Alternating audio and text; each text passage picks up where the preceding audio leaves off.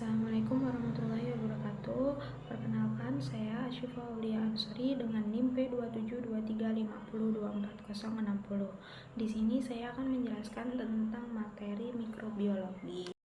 Selanjutnya, kita akan menjelaskan tentang pewarnaan bakteri gram. Di sini ada tujuan pewarnaan bakteri. Yang pertama, membantu mengamati morfologi bakteri seperti ukuran, bentuk, dan susunan. Yang kedua, memberi kontras agar sel tampak jelas di bawah mikroskop. Yang ketiga, membedakan bakteri gram positif dan bakteri gram negatif berdasarkan struktur dinding sel. Yang terakhir, sebagai identifikasi awal dalam klasifikasi bakteri.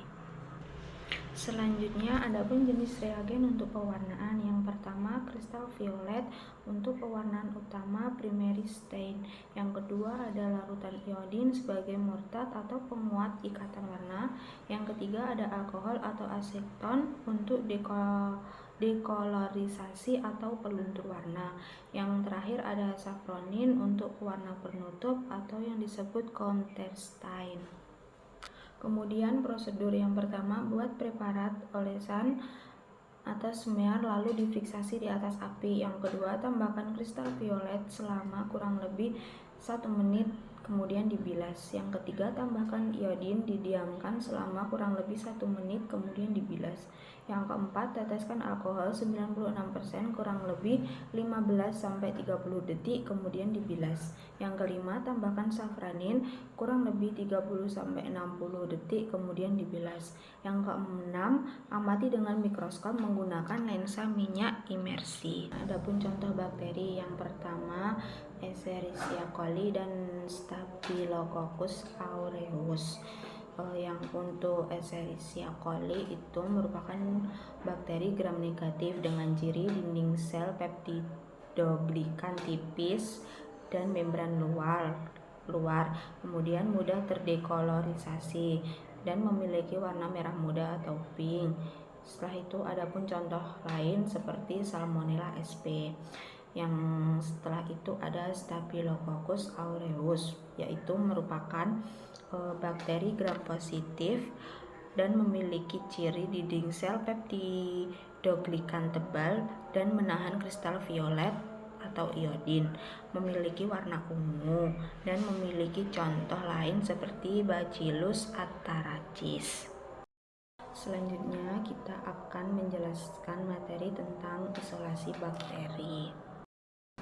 Adapun tujuan isolasi bakteri, yang pertama, memisahkan mikroba dari biakan campuran menjadi biakan murni. Yang kedua, mendapatkan koloni tunggal untuk keperluan identifikasi dan penelitian. Yang ketiga, menjaga kemurnian kultur agar tidak terkontaminasi. Baik, di sini saya akan menjelaskan tentang jenis teknik isolasi dan prosedur. Di sini jenis teknik isolasi itu ada 4. Yang pertama ada metode tuang, metode sebar, metode gores, dan metode tusuk. Dari keempat ini memiliki prosedur masing-masing. Yang pertama itu ada metode gores. Siapkan cawan petri berisi media agar padat. Kemudian sterilkan jarum OC dengan pemanasan pada nyala bunsen. Yang ketiga, ambil sampel, biarkan campuran menggunakan jarum OC. Yang keempat, goreskan sampel pada permukaan agar dengan teknik zigzag, lalu disterilkan kembali jarum OC-nya. Yang kelima, ulangi penggoresan pada area berbeda hingga diperoleh koloni yang terpisah. Yang keenam, inkubasi pada suhu dan waktu sesuai jenis mikroba. Yang kedua, kita akan menjelaskan tentang prosedur metode sebar. Yang pertama, pipet 0,1 sampai 0,5 mili suspensi bakteri ke permukaan agar padat. Yang kedua, sebarkan suspensi secara merata dengan spreader steril. Yang ketiga, tutup cawan petri dan inkubasi sesuai suhu dan waktu yang dipersyaratkan. Yang keempat, amati pertumbuhan koloni yang menyebar merata di permukaan agar.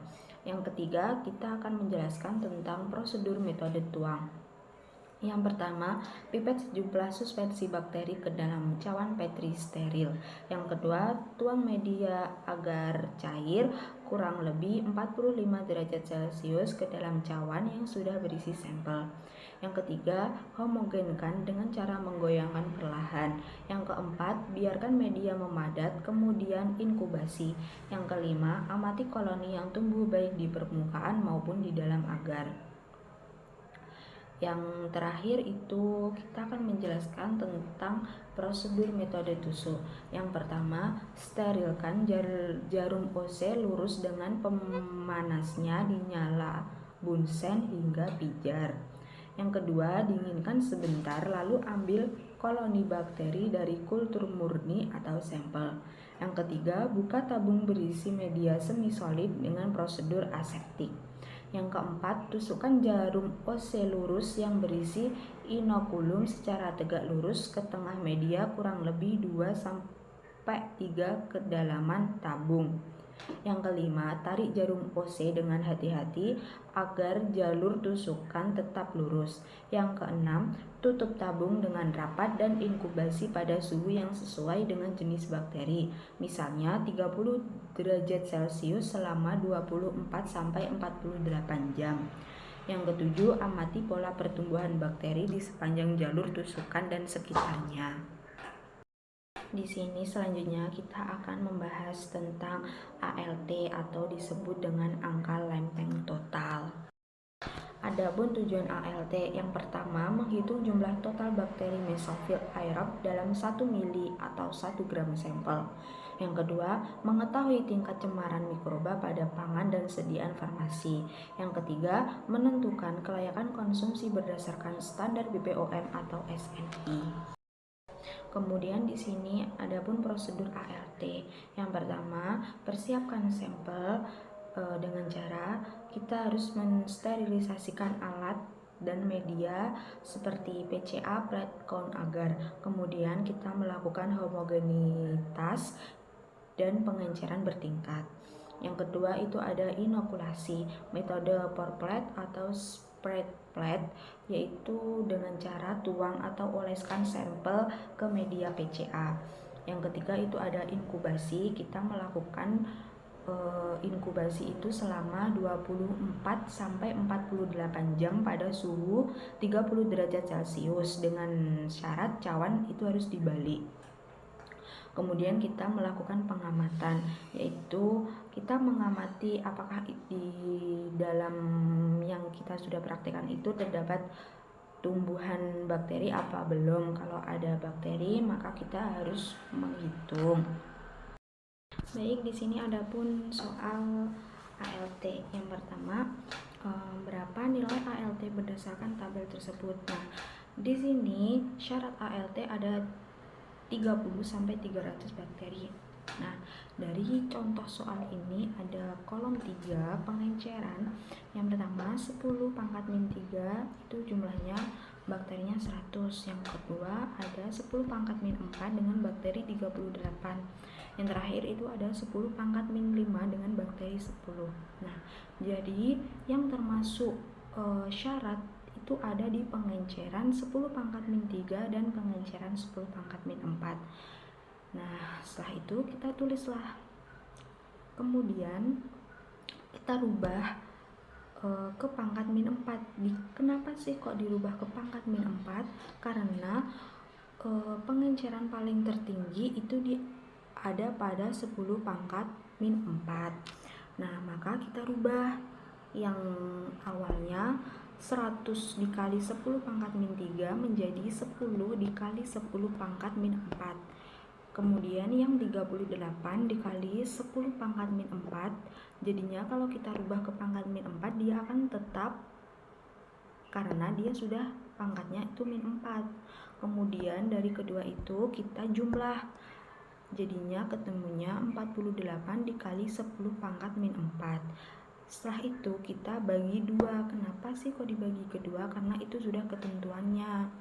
Kemudian ketemulah hasilnya 24 dikali 10 pangkat min 4. Nah, jadi di sini kan jawabannya nggak ada ya yang hasilnya 24. Nah, dari situ maka kita rubah. Jadinya 2,4 dikali 10 pangkat 5. Nah, ketemunya itu di jawaban D.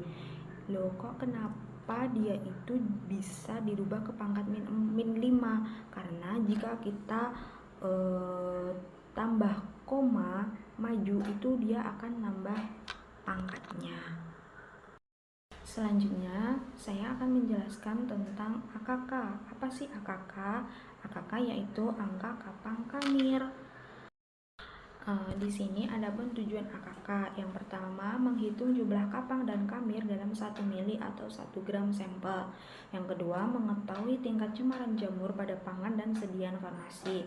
Yang ketiga, menentukan kelayakan konsumsi berdasarkan standar BPOM atau SNI. Baik, di sini ada pun prosedur AKK. Yang pertama, persiapkan sampel. Seperti kita melakukan sterilisasi alat dan media. Gunakan media PDA atau SDA. Kemudian setelah itu kita melakukan homogenisasi dan pengenceran bertingkat. Yang kedua ada inokulasi.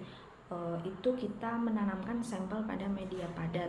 Yang ketiga inkubasi. Nah, di sini itu untuk AKK itu prosedurnya itu 5 hari pada suhu 20 sampai 25 derajat Celcius dan cawannya itu tidak dibalik. Kemudian ada pun pengamatan. Hitung koloni kapang dan kamir yang tumbuh.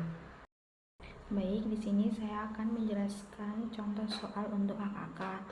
Bagian QC atau Quality Control melaporkan hasil pengujian AKK angka kapang kamir dari ekstrak daun ungu yang diperoleh dari supplier. Hasil uji yang diperoleh dari 1 gram sampel adalah sebagai berikut. 10 pangkat min 2 sebanyak 22 CFU per gram. Kemudian 10 pangkat min 3 sebanyak 12 CFU per gram.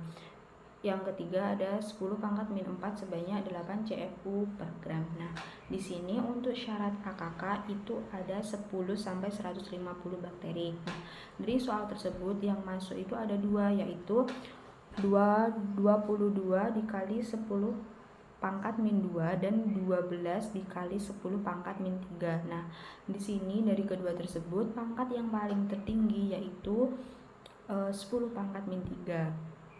Jadi untuk yang 22 dikali 10 pangkat min 2 kalau kita rubah menjadi pangkat min 3 jadinya itu 2,2 dikali 10 pangkat min 3.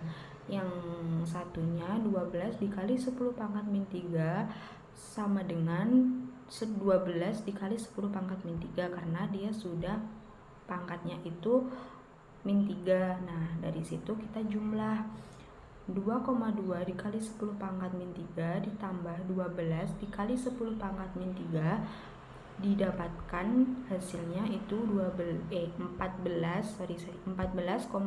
dikali 10 pangkat min 3. Setelah itu kita bagi 2 didapatkan dengan hasil 7,1 dikali 10 pangkat min 3. Nah, di sini jawabannya itu ada di D. Terima kasih dari saya, bila ada salah mohon dimaafkan ya Bu. Terima kasih. Wassalamualaikum warahmatullahi wabarakatuh.